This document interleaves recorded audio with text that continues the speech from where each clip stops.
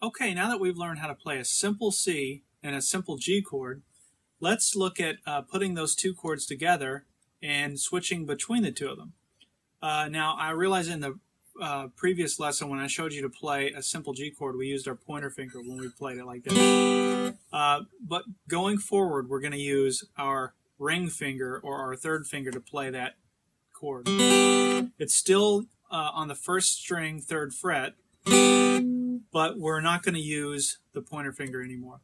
The reason that I use the pointer finger is for two reasons. One is it's easier to illustrate since that was our first chord. It's easier to kind of work with your pointer finger. You seem to have a little more control over that one.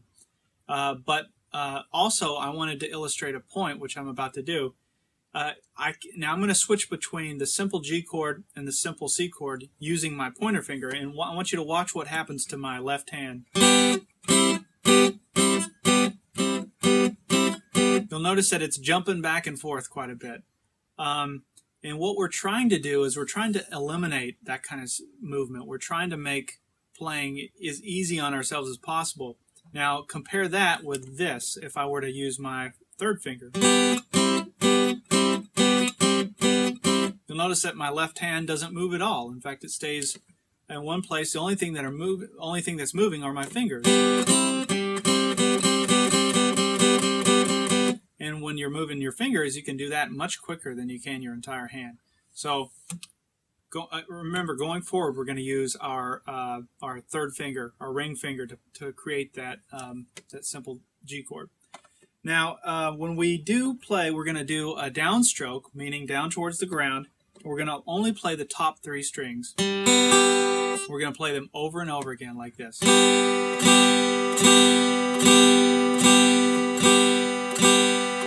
And the one thing to keep in mind is we're not trying to be fast at this point. We're trying to be accurate.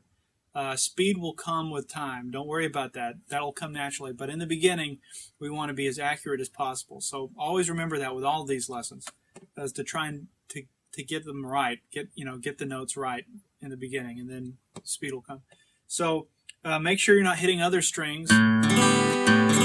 It won't sound right because we haven't fully shaped the G chord yet. So again, just the top three strings. And then what we're going to do, so we're going to do 4 downstrokes with the simple G, and then we're going to switch to the simple C. So it's going to look like this.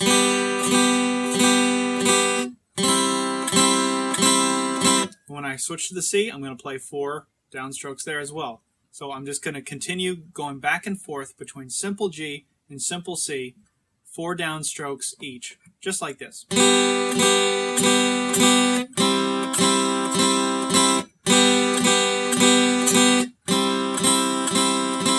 And what you're wanting to do is to make that transition as seamless as possible. It won't be that way in the beginning. I realize that. You're probably going to, you're going to have to stop and make sure everything is in the right place and make sure you're not getting any buzzing or muting when you do it. But if you keep practicing switching between the simple G and the simple C, over time, it'll start to become more fluid. Just kind of stay with it.